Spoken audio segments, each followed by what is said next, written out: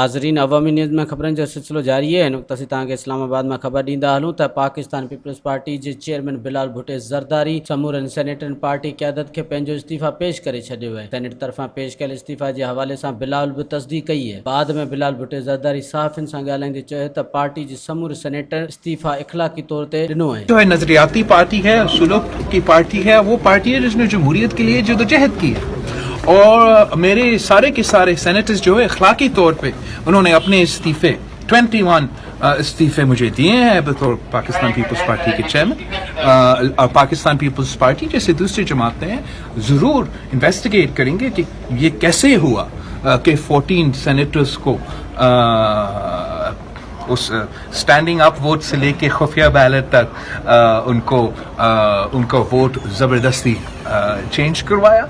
अभी मुझे पता चला ये वीडियो वायरल हो रहा है सोशल मीडिया पे, जहां हमारा प्रिजाइडिंग ऑफिसर इलेक्शन का वोट काउंटिंग वाला कह रहा है कि सर जी 54 वोट्स इस रेजोल्यूशन के लिए, जिसका मतलब होता कि सियासत सिद्रानी साहब का चेयरमैन सेनेट खत्म।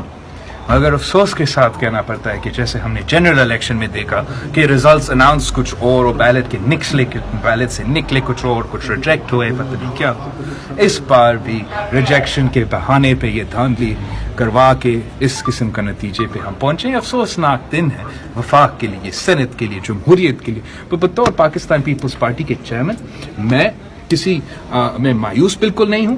मैं जमहूरियत की जदोजहद लड़ता रहूंगा और मैं समझता हूँ कि जिस तरीके से हमने आज हुकूमत को बेनकाब किया, ऑपोजिशन का जीत, ऑब्वियसली जीत में ज्यादा जीत था लेकिन हारने में एक किस्म का जीत है। वो जीत ये है कि हमने उनका जमहूरी रवाया जो सेनेट में है उनको एक्सपोज कर दिया।